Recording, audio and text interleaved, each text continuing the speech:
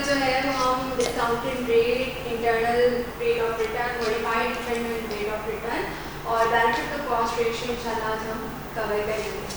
ठीक है, तो डिस्काउंटेड पेबैक्स पीरियड हम लेंगे यहाँ पर। ठीक है, डिस्काउंटेड पेबैक के लिए मैंने अगेन वही आपके पास जो है डाटा दिया है। एयर आपके पास 0 हमने बताया था इनिशियल क्लास में कि आपके पास 0 क्या शो कर रहा होता है, नंबर ऑफ ईयर्स। ठीक है, वो नंबर ऑफ ईयर जिसमें आपके पास आपने इनिशियल इन्वेस्टमेंट की होगी, उस ईयर में आपको कोई रिटर्न, कोई प्रॉफिट नहीं मिला होगा, दैट इज 0 ईयर 1 में, ईयर 2 में, ईयर 3 में अगर आपके पास पॉजिटिव वैल्यू आ रही है, इट मीन्स कि आपने गेन किया है, आपने रेवेन्यू जनरेट किया है, पॉजिटिव में इनफ्लो आया आपके पास। और अगर नेगेटिव में कभी कभी वैल्यूज ही आ सकती है तो इसका मतलब है उस साल आपने आउटफ्लो लिया है, आपकी प्रोजेक्ट है उसने क्या किया है, लॉस किया है। ठीक है, तो नेगेटिव में भी वैल्यूज आपके पास हो सकती है। But here I am taking the 0 year which is initial year and here the cash outflow equal to what, 1 lakh rupees. Bracketed term is showing what, कि आपके पास जो इन्वेस्टमेंट है वो एक्सपेंसेस है आपके, इसका मतलब है आपके पास से आउटफ्लो हो रहा है, कैश आउटफ्लो हो रहा है, that's why I am writing here in bracket sign.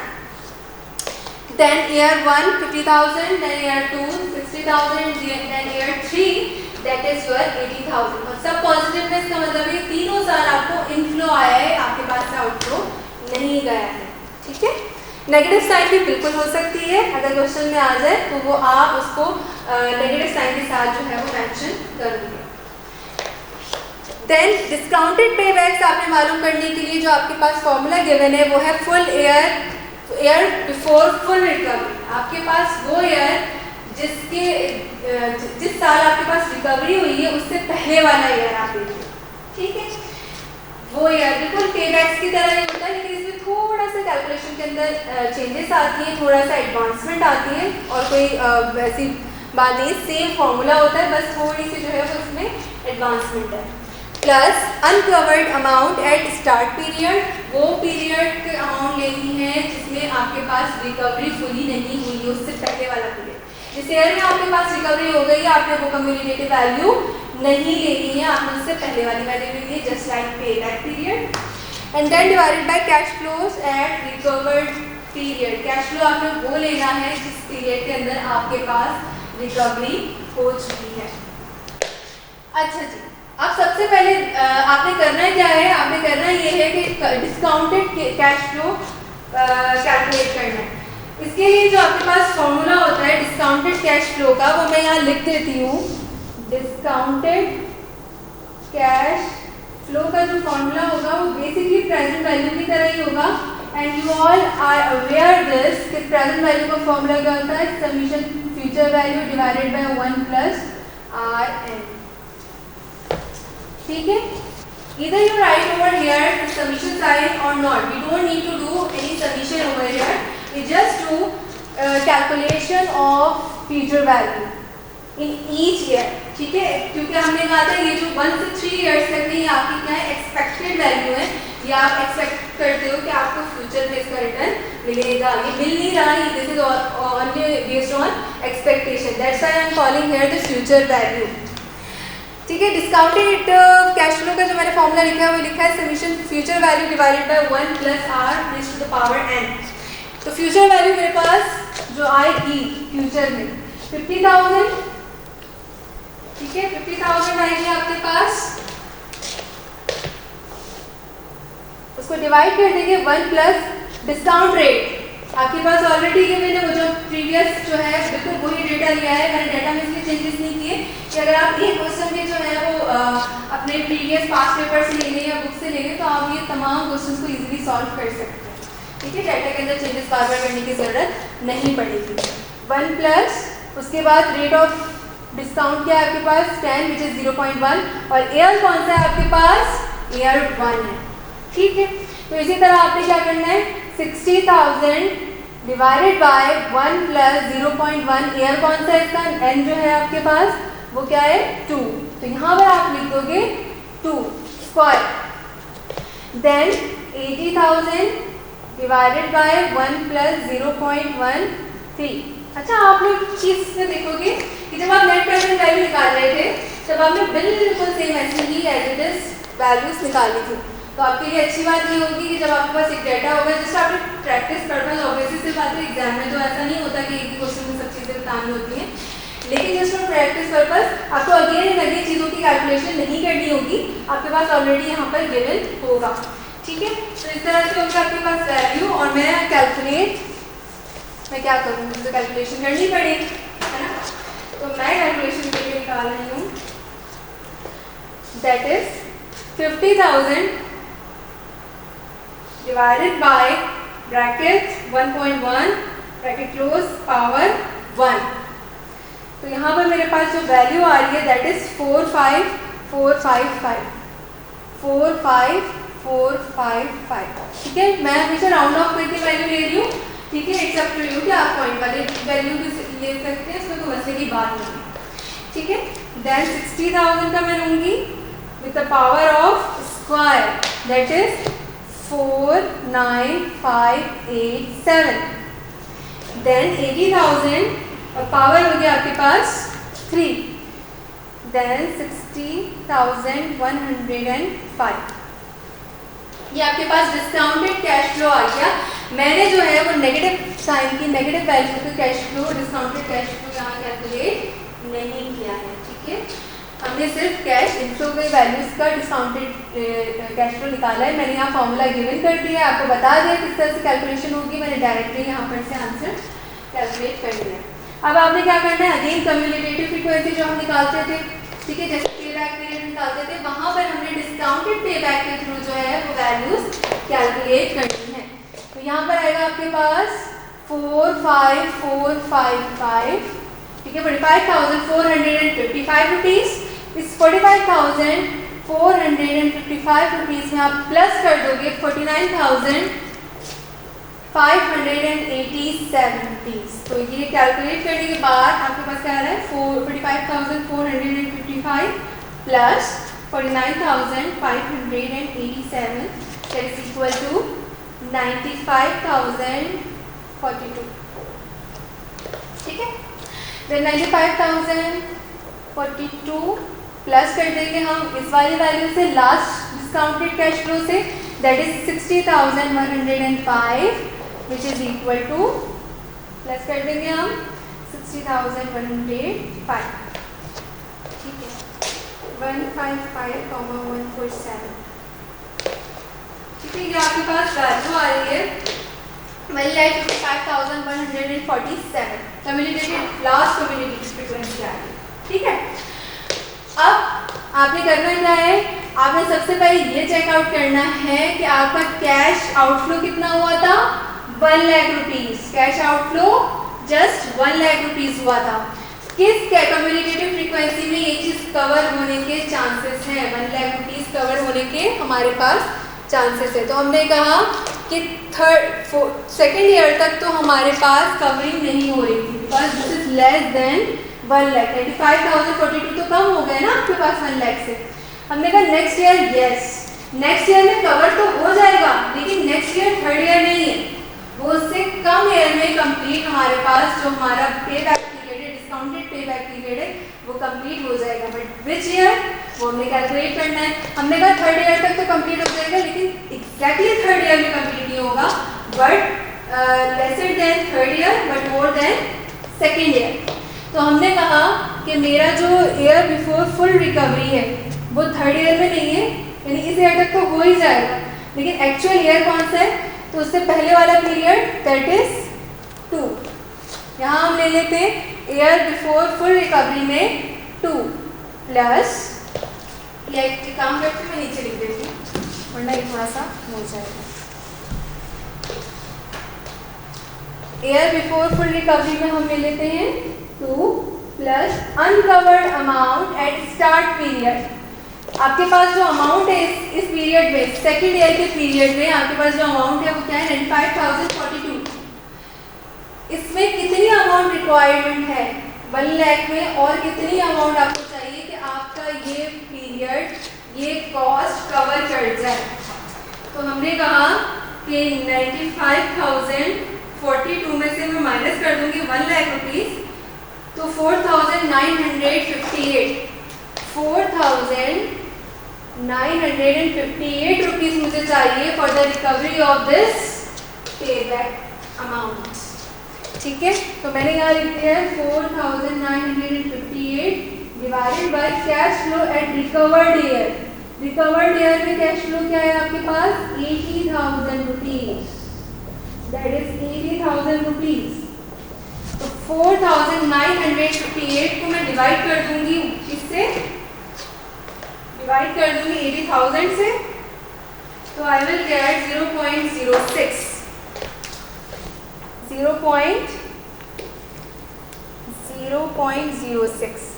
और जब हम इनको एडअप करेंगे तो आई विल गेट 2.06। ठीक है, यस, यानी 2 साल 6 दिन रिक्वायरमेंट है मुझे इस कैश को, इस कैश आउटफ्लो को कवर करने के लिए। ठीक है, 2 साल में नहीं हो रहा था, 3 साल में हो चुका था, लेकिन 3 साल एग्जैक्टली नहीं था, यानी हमारा जो कैश आउट वो आ रहा था आपके पास अमाउंट, वो 1 लाख से ज़्यादा आ रही थी। तो उसकी कैलकुलेशन के लिए मैंने क्या किया, मैंने पूरा फॉर्मेट बनाया और फॉर्मूला लिखा। अगर लेट सपोज यहाँ एग्जैक्टली 1 लाख रुपीज़ आ जाती तो मुझे इस कैलकुलेशन की ज़रूरत बिल्कुल भी नहीं होती, मैं डायरेक्ट लिख देती कि 3 इयर्स यानी 3rd ईयर में जो है वो कंप्लीट हो जाएगा मेरा डिस्काउंटेड पे बैक पीरियड, मेरा जो इन्वेस्टमेंट है वो कवर कर जाएगी तीसरे साल में। ठीक है, तो ये हो गई आपकी चीज़ डिस्काउंटेड पे बैक। अब अगर हम मूव कर जाए बेनिफिट टू कॉस्ट रेशियो, इसकी ज़रूरत नहीं इन कॉलम्स की, क्योंकि ये कॉलम से डिस्काउंटेड के लिए थे आपके पास। ठीक है, अगेन वही क्वेश्चन ले लेते हैं, इतना टूल करने की ज़रूरत है नहीं, वही क्वेश्चन ले लेते हैं।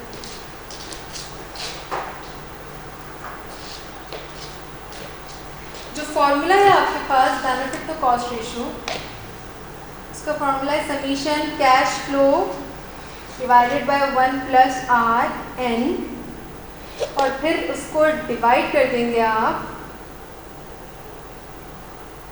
इनिशियल इन्वेस्टमेंट से। अब माइनस नहीं कर रहे क्योंकि हम ये रेशियो निकाल लें, इस वजह से हम माइनस नहीं करेंगे और हम लार्ज ब्रैकेट्स इसको क्लोज कर देंगे। ऊपर मैंने लिखना भूल गई benefit to cost ratio, benefit to cost ratio, सही है। अच्छा जी, बेनिफिट टू कॉस्ट रेशियो जो है वो आपके पास कैलकुलेशन जो उसकी होगी वो होगी समीशन सी है again and again cash flow से यहाँ होगा। तो कैश फ्लो में आपने पॉजिटिव टर्म लेनी है, यानी कैश इनफ्लो लेना है, कैश आउटफ्लो यहाँ पे इनकॉर्पोरेट नहीं करना।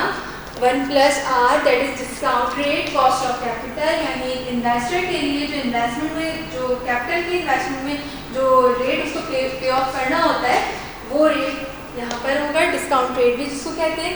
And it's for again number of years, यानी कितने साल में आपके पास रिकवर हो जाएंगी ये अमाउंट्स।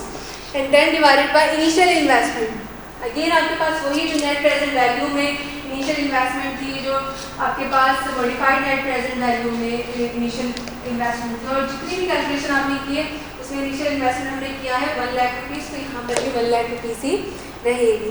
सबसे पहले तो हमें क्या करना है, क्योंकि ये जो पूरा सिनेरियो है जिसकी मैं बात कर रही हूँ समीशन सी है cash flow divided by 1 plus R bracketed N number of years, तो ये आपके लिए क्या है, बेनिफिट है, that is equal to benefit, because ये कैश फ्लो इनफ्लो है।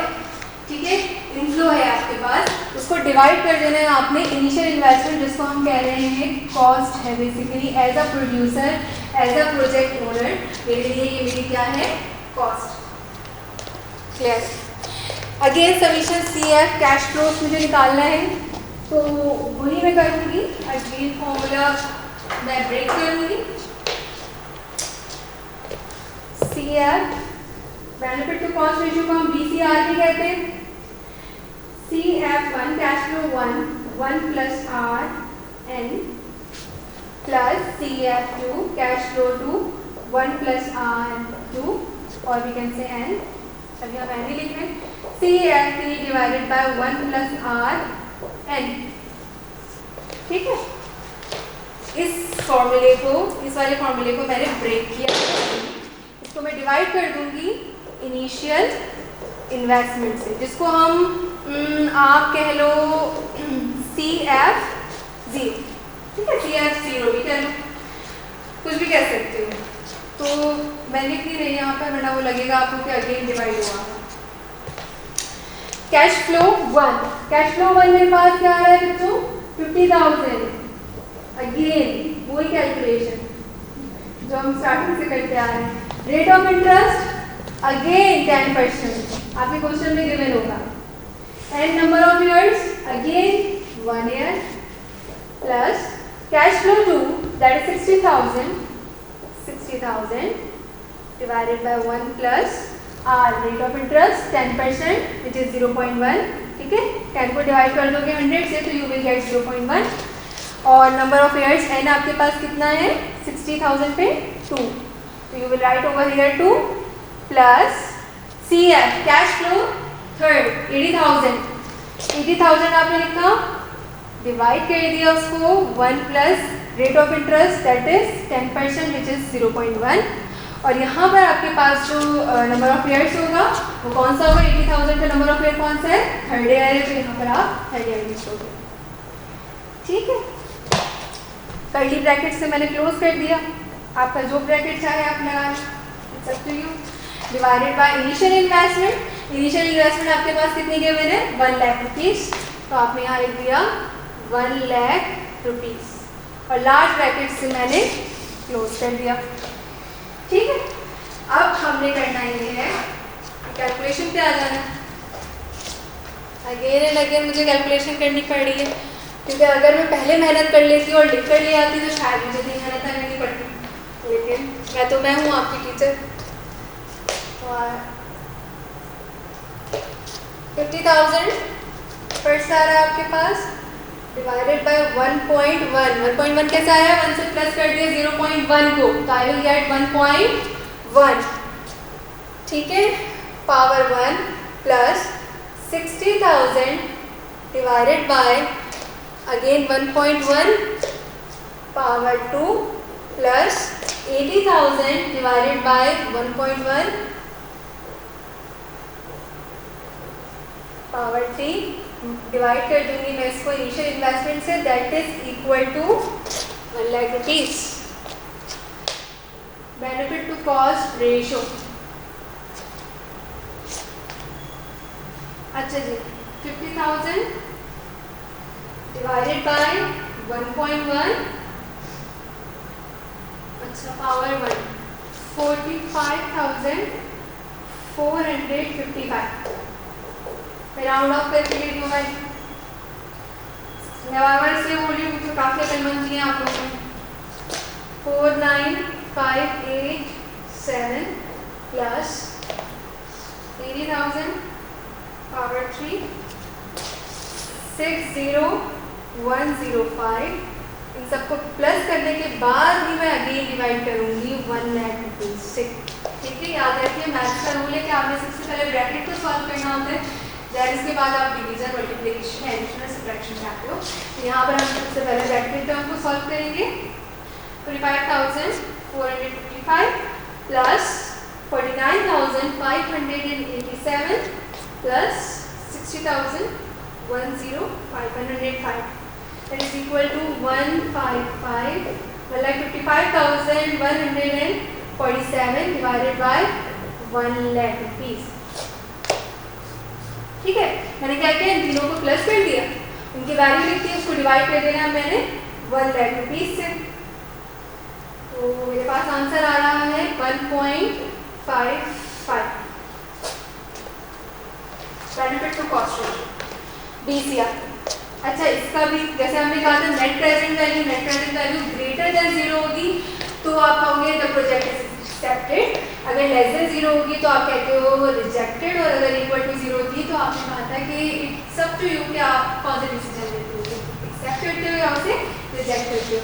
इसी में आपके पास BCR benefit to cost ratio में अगर ग्रेटर देन 1 आ रही है वैल्यू, तो इसका मतलब आपका बेनिफिट जो है वो ग्रेटर है आपकी कॉस्ट से, ठीक है। अगर ग्रेटर देन 1 आ रही है तो इसका मतलब है आपका बेनिफिट जो है वो ग्रेटर है आपकी कॉस्ट से, it means this project is beneficial for you, ठीक है। तो बेनिफिट और कॉस्ट रेशियो ने भी ये चीज़ एक्सेप्ट कर ली कि ये जो आपने प्रोजेक्ट बनाया है ये प्रोजेक्ट आपके लिए एक्सेप्टेबल है, ये प्रोजेक्ट आपके लिए accepted, project should be accepted, आपको एक्सेप्ट करना पड़ेगा क्योंकि आपको पता है कि फ्यूचर में इसका रिटर्न, इसका बेनिफिट ज़्यादा है। अगर let suppose benefit to cost ratio less than 1 आ जाता तो इसका मतलब क्या था, आपके पास बेनिफिट लेस देन है आपकी कॉस्ट से, ठीक है। और अगर बेनिफिट टू कॉस्ट रेशियो आपके पास इक्वल टू 1 हो जाता तो इसका मतलब था बेनिफिट इक्वल है कॉस्ट में। तो पहला वाला केस जो है आपके पास एक्सेप्टेबल है क्योंकि बेनिफिट ज़्यादा है, आपका रेवेन्यू ज़्यादा है, रिटर्न ज़्यादा है कॉस्ट के बनस्बत, तो you have to accept it. दूसरे की बात करूँ अगर मैं, तो benefit is less than cost, तो आपके पास यहाँ पे क्या हो रहा है, आपकी कॉस्ट बहुत ज़्यादा हाई आ रही है और आपका बेनिफिट लो है, तो इसका मतलब है you should reject this project. आप यहाँ पे क्या करोगे, रिजेक्ट कर दोगे इस प्रोजेक्ट को। और यहाँ पर इस थर्ड वाले केस में आपके पास बेनिफिट और कॉस्ट दोनों बराबर होंगे क्योंकि आपके पास DCR जो आ रहा है वो 1 आ रहा है, तो इट मीन्स क्या है डिसीजन, आप प्रोजेक्ट को एक्सेप्ट भी कर सकते हो या रिजेक्ट भी कर सकते हो। अगर आप रिस्क लवर हो तो आप प्रोजेक्ट को एक्सेप्ट करोगे और अगर आप रिस्क एवर्टर हो, आप इसको अवॉइड करना चाहते हो तो फिर आप रिजेक्ट कर दोगे, ठीक है। ये था आपके पास बेनिफिट टू कॉस्ट रेशियो। अब नेक्स्ट हम मूव करते हैं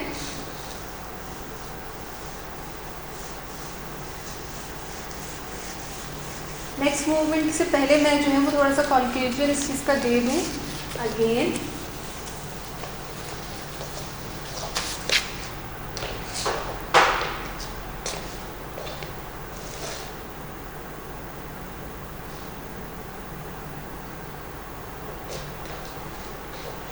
कंक्लूजन 1 कि अगर आपके पास net present value greater than 0 होगी, modified net present value greater than 0 होगी और इसके अलावा पे बैक पीरियड और इसके अलावा बेनिफिट टू कॉस्ट रेशियो आपके पास ग्रेटर देन 0 होगा, तो आप उस प्रोजेक्ट को एक्सेप्ट करोगे, ठीक है। इसी तरह अगर 1A में 1B की बात करूं तो नेट प्रेजेंट वैल्यू अगर आपके पास लेस देन 0 होगी, MNPV वैल्यू लेस देन 0 होगी और benefit to cost ratio less than 0 होगा, तो इसका मतलब है रिजेक्टेड। याद रखना। सेकेंड इंपॉर्टेंट थिंग जो आपके लिए मैं बताना भूल गई कि let suppose you have two projects, project A और project B। Net present value निकालने का सेम फॉर्मूला है आपके पास जो हम करते चले आ रहे हैं कि कैश इनफ्लोज को आपने माइनस कर देना है आउटफ्लोज, ठीक है। तो हमने कहा जो पॉजिटिव में अगर वैल्यू आएगी तो इसका मतलब है नेट प्रेजेंट वैल्यू एक्सेप्टेड है, ठीक है। Let suppose if you have 2 projects और मोर देन 2 प्रोजेक्ट्स, तो आप किस तरह से, और तीनों के जो है लेट सपोज आपके पास पॉजिटिव आंसर आ रहा है, तो आपको कौन सा प्रोजेक्ट चूज करना चाहिए, कॉमन सेंस वाला, मतलब जिस प्रोजेक्ट की सबसे ज़्यादा नेट प्रेजेंट वैल्यू होगी आपने वो प्रोजेक्ट चूज करना है। Let suppose net present value A जो है पॉजिटिव में आ रही है आपके पास 100 rupees, just suppose net present value B जो है वो आपके पास आ रही है 175, दोनों पॉजिटिव में आ रही है ना। तो अब आपने क्या करना है, आपने कॉमन सेंस यूज करते हुए बताना है कि कौन सा प्रोजेक्ट आपके लिए ज़्यादा बेनिफिशियल है। प्रोजेक्ट B आपके लिए ज़्यादा बेनिफिशियल है because this is providing more return, more net present value than project A, ठीक है। तो हमने कहा कि इस सिनेरियो में नेट प्रेजेंट वैल्यू A जो है वो लेस है नेट प्रेजेंट वैल्यू B से, तो प्रोजेक्ट B एक्सेप्टेड, ठीक है। तो इस सूरत हाल में हमें प्रोजेक्ट B एक्सेप्टेड करना है। इसी तरह अगर 2 से ज़्यादा प्रोजेक्ट्स हो गए 2, 3, 4, तो सेम आपके पास फॉर्मेट है, सेम फॉर्मूला आपने करना है। मैं अगेन रिपीट करवा के वो टाइम वेस्ट हो जाता। आपने फॉर्मूला यूज़ करते हुए जस्ट कंपैरिजन करना है कि ग्रेटर वैल्यू किसकी आ रही है, वो आपने एक्सेप्टेड है। दूसरी जो अहम चीज़ है 2B में वो ये थी कि आपके पास पे बैक पीरियड, एक प्रोजेक्ट है जिसका पे बैक पीरियड आ रहा है प्रोजेक्ट A का लेट्स सपोज 3 इयर्स, और प्रोजेक्ट बी का आ रहा है 2.5 इयर्स। तो which one project is more beneficial for you? Project B, क्योंकि प्रोजेक्ट ए आपके पास जो 3 साल, यानी आप अपनी कॉस्ट को जब कब तक कवर करोगे? 3 साल के अरसे में। वो पे बैक अमाउंट आप कब तक कर सकते हो? 3 साल के अरसे में। और जो प्रोजेक्ट डी है वो आपको कह रहा है कि आप 2.5 साल के अरसे में अपनी कॉस्ट को कवर कर जाओगे। आपका कॉस्ट जो होगा वो कवर कर जाएगा 2.5 ईयर्स में। तो जितना कम साल लगेगा वो प्रोजेक्ट मेरे लिए सबसे ज़्यादा बेनिफिशियल होगा।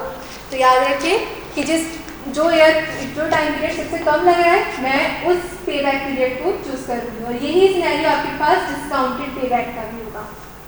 ठीक है, तो यहाँ पर मैं कहूँगी कि project A rejected and project B accepted। किसे वो सिनेरियो में है जब आपके पास 2 या 2 से ज़्यादा प्रोजेक्ट्स होंगे। अगर आपके पास एक ही प्रोजेक्ट है और उसका 3 इयर्स आंसर आ रहा है तो इट्स ओके, नो इशू, आप करें, आप उस प्रोजेक्ट में इन्वेस्टमेंट करें, क्योंकि आपके पास कोई दूसरा ऑप्शन नहीं है इस बार। ठीक है, तो ये आपके पास ये चीज़ें आपने याद रखनी है।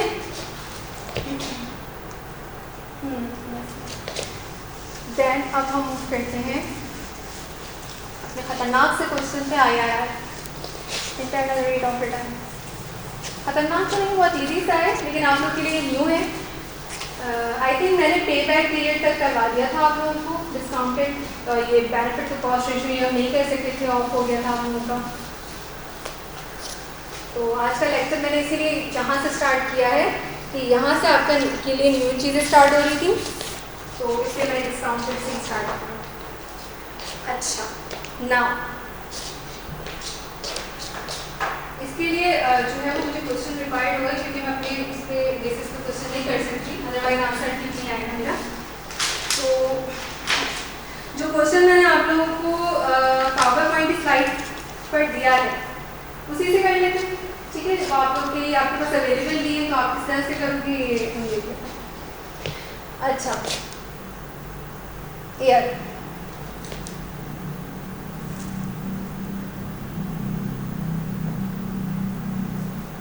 बहुत गौर से सुनना है इस चीज को।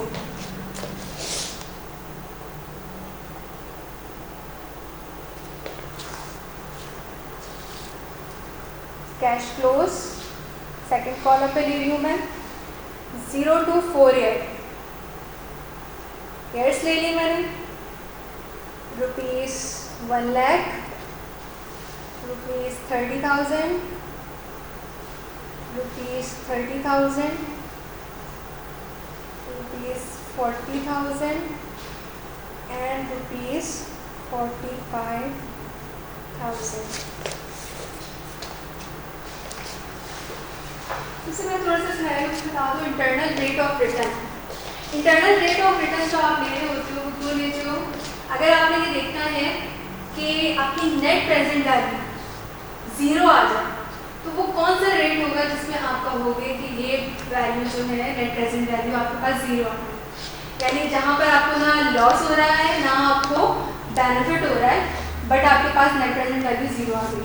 तो वो कौन सा रेट कहलाता है जो आपने खुद कैलकुलेट करना होता है, बिकॉज नेट प्रेजेंट वैल्यू तो आपकी फ्यूचर एक्सपेक्टेशन पर है ना बेस कर रेट, क्योंकि ये आपके पास ये वो अर्निंग नहीं होती जो आपने अर्न कर चुके हैं, ये फ्यूचर वैल्यू होती है जो आपने मिली होती है। You are expecting that you will earn in these years these values, these cash inflows.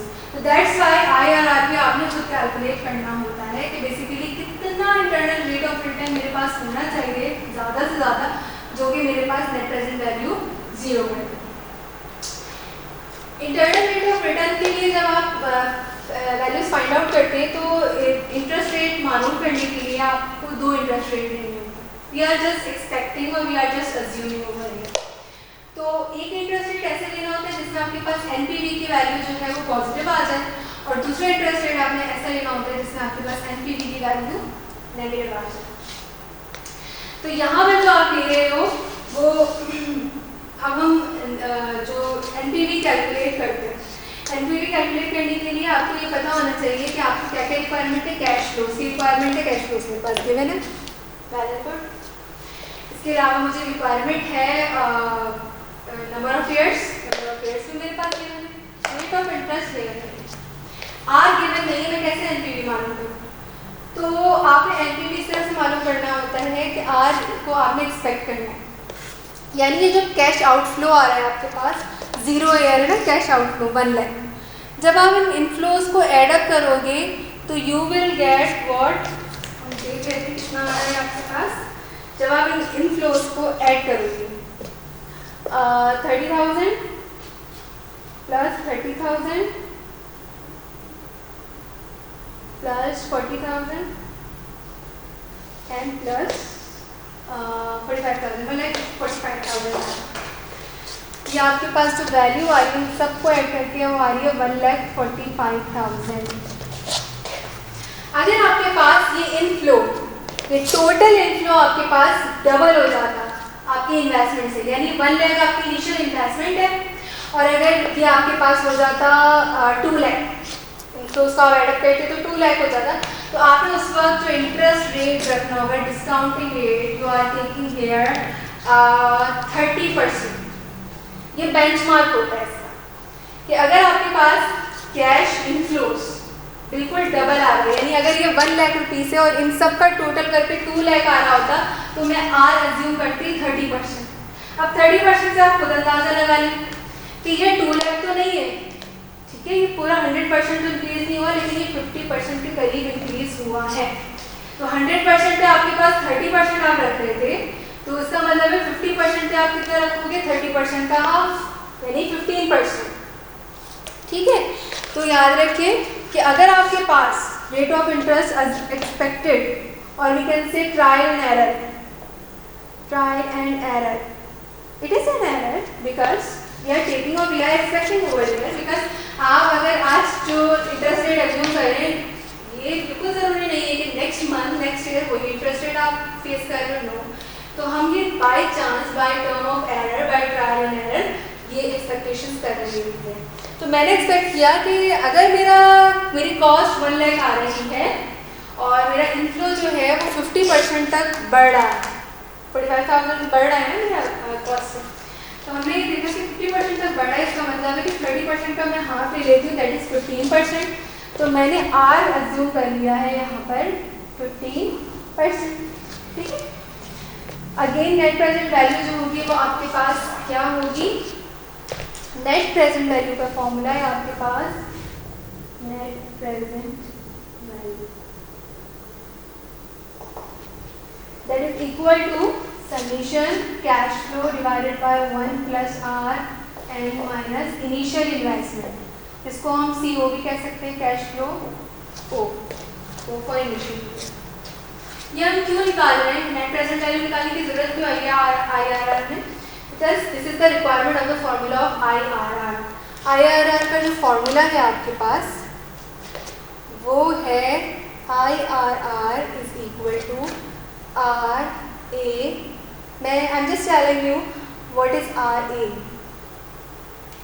Net present value A divided by net present value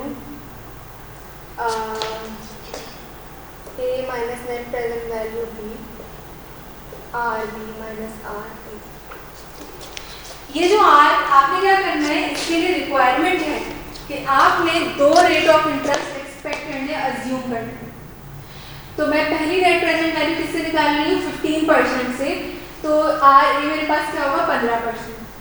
उसी के थ्रू जो नेट प्रेजेंट वैल्यू मेरे पास आएगी वो नेट प्रेजेंट वैल्यू A में suppose कर लूँगी और उसमें नेट प्रेजेंट वैल्यू की वैल्यू पुट कर दूँगी। यहाँ net present value A again वही आएगी, नेट प्रेजेंट वैल्यू B मैं सेकंड एक्सपेक्टेशन करूँगी, ठीक है, सेकंड एक्सपेक्टेड वैल्यू लिखूँगी यहाँ पर कि जहाँ पर मेरे पास net present value B RB होगी, और वो किस तरह से होगा कि मैं जब RB यानी रेट ऑफ डिस्काउंटिंग रेट जो है वो जो मैं सेकंड डिस्काउंटेड रेट एक्सपेक्ट करूँगी, ठीक है।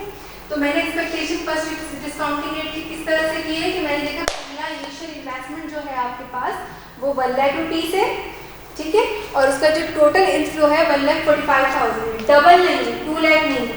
अगर 2 लाख होता तो मैं 30% की बेंचमार्क कर देती, लेकिन ये लेस देन डबल यानी 50% है, 100% नहीं इंक्रीज हो रहा है, तो मैंने 50% की वजह से 30% का 50% क्या होगा 15%. That's why I'm taking here the first rate of interest 15%. ठीक है, तो ये नेट प्रेजेंट वैल्यू मैंने निकाली है NPV. लेट सपोज ये मेरे पास A है. नेट प्रेजेंट वैल्यू को NPV ये भी कहते हैं. ठीक है, summation cash flow 1 divided by 1 plus R n plus cash flow 2 1 plus R n plus cash flow 3 divided by 1 plus R n minus cash flow initial period, that is cost. ठीक है, cash flow again आपके पास जो आ रहा है वो आ रहा है 30,000. अच्छा, यहाँ 4 पीरियड के हैं तो मैं चारों के चारों पीरियड्स का लिखूँगी.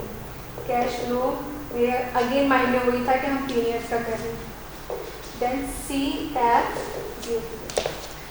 फिर वही बात आ जाती है, कैश फ्लो आपके पास 30,000 है, आपने वो रखा 30,000 divided by 1 plus rate of interest आपने क्या अज्यूम किया है 15%, तो इट मीन 0.15.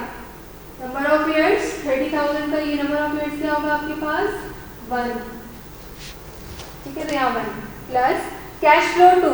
कैश फ्लो 2 आपके पास क्या है 30,000 डिवाइडेड बाय 1 प्लस 0.15 और आपके पास पावर क्या आ रही है 2 आ रही है, number of years 2 plus cash flow 3 40,000 divided by 1 plus 0.15 divided bracket term में आपके पास ईयर कौन सा आ रहा है 3 आ रहा है, 3 लिख दें plus cash flow 4. Cash flow 4 आपके पास क्या है 45,000 और इसमें नंबर ऑफ ईयर्स 4 है, तो यहाँ पर हम लिखेंगे 45,000 डिवाइडेड बाय 1 प्लस 0.15 और ये 4 minus cash flow initial period जो कि मेरे पास अगेन 1,30,000 ही है.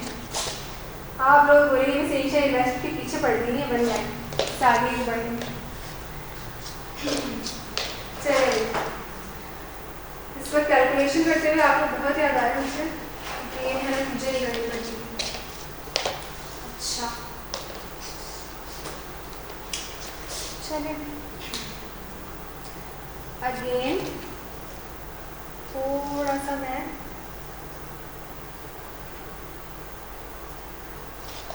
इस तरह पे जाती हूँ या फिर मैं लिखिएगा काफ़ी आगे तक चली गई ये बात. चल बस ये सही है. ऊपर देखते रहिएगा, ऊपर आपके पास IRR का फॉर्मूला मैं नहीं मिटाऊंगी, उसकी ज़रूरत नहीं है. अच्छा जी, 30,000 का हम लेंगे 30,000 को डिवाइड कर दूंगी इस ब्रैकेटेड टर्म से, दैट इज 1.15 और इज टू द पावर 1. तो बिल्कुल इसी तरह मैं करूँगी.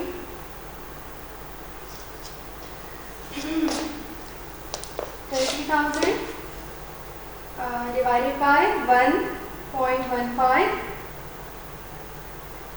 Rays to the power 1. अच्छा जी, ये आपके पास आ गया है 26,087. राउंड ऑफ करके ले लूँगी. 30,000 का अगेन मैंने लेना है raise to the power 2. 22,684 plus again मैंने लेना है 40,000 रख के power 3. 26,301 plus 45,000 raised to the power 4. Yes, 4. 25,729. उसको माइनस कर देंगे हम किससे 1 लाख रुपीज से. ठीक है, 1 लाख रुपीज से मैंने क्या कर दिया माइनस कर दिया. तो अब हम क्या करेंगे 26,087 प्लस 22,684 प्लस 26,301 प्लस 25,729 प्लस नहीं सॉरी माइनस 1 लाख। हाँ 801 नेट प्रेजेंट वैल्यू ये मेरे पास क्या आ रही है 801 आ रही है। ये तो मैंने एक निकाला नेट प्रेजेंट वैल्यू, ठीक है। एक आपके पास नेट प्रेजेंट वैल्यू आ चुकी है। Now we will move toward the second one. अब अगर याद रखें, अब एक कॉन्सेप्ट में ध्यान देंगे। पहला कॉन्सेप्ट हमने समझ लिया कि अगर मेरे पास कॉस्ट होगी 1 लाख रुपीज़ और मेरे पास इनफ्लो यानी मेरा रिटर्न जो आ रहा होगा वो लेट सपोज 2 लाख रुपीज़ आ रहा होगा, तो मैं 30% का इंटरेस्ट रेट रखूँगी। यहाँ ऐसा केस नहीं हुआ, यहाँ 2 लाख नहीं आया, बल्कि यहाँ क्या आ गया मेरे पास less than 2 lakh and we can say the half of the value of 2 lakh, third half value, third fourth value we can say. Okay, तो यहाँ पर क्या हो गया आपके पास 1 लाख अराउंड 50,000 के करीब आपके पास इनफ्लो आ गया था, 1,45,000। तो मुझे ये लगा कि अगर ये 2 लाख होता तो 30% होता। अब अगर ये 2 लाख से कम है, ठीक है, हाफ है, तो आपके पास क्या होगा यहाँ पर 15% आप ये चीज़ वैल्यू रख दोगे, वो हमने यहाँ पर फिक्स कर दिया। देन अब आपके पास क्या होगा, इसके अलावा अगर इस तरह से एस्टिमेशन नहीं दी हुई होती तो आपके पास एक डिस्काउंट रेट की वैल्यू गिवन होगी। लेट्स सपोज वो 10% होगी या वो 12% होगी, कुछ भी हो सकती है। अब अगर उसमें जो प्रेजेंट वैल्यू है, जिसमें आपने नेट प्रेजेंट वैल्यू में आप क्या करते हो, जो वैल्यू निकालते हो कैश फ्लोज की, उससे माइनस करते हो ना इनिशियल इन्वेस्टमेंट को। अगर आपने इनिशियल इन्वेस्टमेंट से माइनस नहीं किया है और आपकी जो वो पर्टिकुलर वैल्यू जिसको हम बेनिफिट वैल्यू भी कह रहे थे, जिसको हम प्रेजेंट वैल्यू भी कह रहे थे, तो अगर वो वैल्यू आपके पास अराउंड 1 लाख के करीब 2 लाख आ जाती है या लेस देन 2 लाख 1,45,000 आ जाती है, तो फिर उस बेसिस पे आप भी परसेंटेज रख रहे होते हो। यहाँ मैंने 15% रखा है, मेरे पास नेट प्रेजेंट वैल्यू पॉजिटिव आएगी। अब दूसरा सिनेरियो ये है कि बात पूरी कहानी जो है वो आर पर रखी। मुझे कौन सा आर ऐसा रखना है यहाँ पर कि मेरे पास अब नेट प्रेजेंट वैल्यू जो आए वो नेगेटिव है, वो पॉजिटिव में नहीं है। तो मुझे रेट ऑफ इंटरेस्ट को क्या करना होगा, मुझे रेट ऑफ इंटरेस्ट को बढ़ाना होगा, इंक्रीज करना होगा। क्योंकि अगर मैं रेट ऑफ इंटरेस्ट को इंक्रीज करूँगी तो मेरा ओवरऑल डिनोमिनेटर क्या हो जाएगा, इंक्रीज हो जाएगा। और जब मेरा ओवरऑल डिनोमिनेटर इंक्रीज होगा तो इट मीन्स कि अब मुझे न्यूमरेटर मेरा ओवरऑल क्या हो जाएगा, रिड्यूस होना शुरू हो जाएगा। जब मेरा overall value of the cash flow reduce होना शुरू हो जाएगा तो मेरा प्लस की अमाउंट जो होगी वो क्या होना शुरू हो जाएगी, कंसाइज होना शुरू हो जाएंगी, कम होना शुरू हो जाएंगी। जब ये वैल्यू कम होंगी तो कैश फ्लो खुद ब खुद बढ़ने लगेगा, कैश फ्लो खुद ब खुद बढ़ने लगेगा और फिर उसके बाद आपके पास नेगेटिव में यानी नेगेटिव इनिशियल इन्वेस्टमेंट की वजह से आपके पास जो आंसर आएगा वो नेगेटिव आएगा। अब कौन सा रेट रखें, आप रखें, आप 15 के बाद मैंने कहा रेट ऑफ इंटरेस्ट को बढ़ाएं, ठीक है, कम मत कीजिएगा। अगर आपने रेट ऑफ इंटरेस्ट को कम किया, आर को कम किया, तो आपके डिनोमिनेटर क्या हो जाएगा, कम हो जाएगा। जब डिनोमिनेटर की वैल्यू रिड्यूस होती है तो आपका ओवरऑल इम्पैक्ट इंक्रीज होता है। और अगर आपके पास बेनिफिट वैल्यूज यानी ये वैल्यूज इंक्रीज हो गई, ये प्रेजेंट वैल्यू इंक्रीज हो गई और इनिशियल इन्वेस्टमेंट कांस्टेंट ही है, तो फिर आपके पास कभी भी नेट प्रेजेंट वैल्यू नेगेटिव में नहीं है। तो आप करिएगा इसको पहले 16 से कीजिएगा, 15 के बाद 16 से 17 से, लेट्स सपोज मैं 18 से करके देखती हूँ और अगर उससे नहीं आएंगे नेगेटिव वैल्यू तो I will move some another percentage, ठीक है।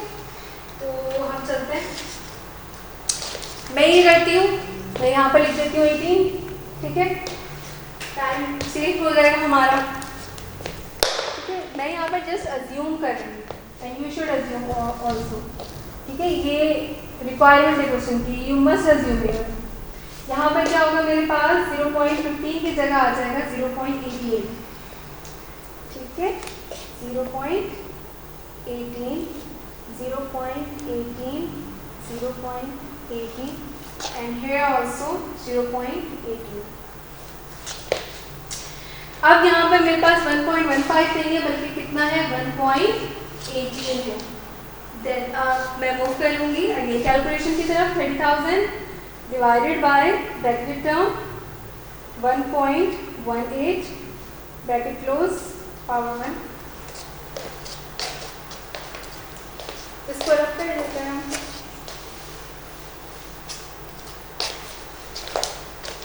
अच्छा 25,424 प्लस अगेन 30,000 से मैं कर दूंगी टू द पावर स्क्वायर की, ये वाला कर दूंगी, ठीक है। Okay 21,545 plus 40,000 raised to the power 3, 24,345 plus 45,000 raised to the power 4, 23,200। इन सबको हम ऐड कर देंगे, देन माइनस कर देंगे 1 लाख से। तो what will be the value? 25,424 plus 21,546 plus 24,345 plus 23,210 then minus 1 lakh minus 5,475। Minus में मेरी वैल्यू आ गई 18% से, ठीक है। ये 2 रेट्स रहेंगे। नेक्स्ट हम जो है वो इसका कंफ्यूजन इंशाल्लाह ताला नेक्स्ट क्लास में करेंगे, बिकॉज आपकी वीडियो बहुत ज़्यादा एक्सटेंड होती जा रही है। इंशाल्लाह ताला इसका जो फाइनल आंसर होगा वो हम नेक्स्ट में करेंगे, और इसके अलावा इंटरनल रेट ऑफ रिटर्न के बाद हम modified internal rate of return करेंगे। Thank you so much, thanks for listening.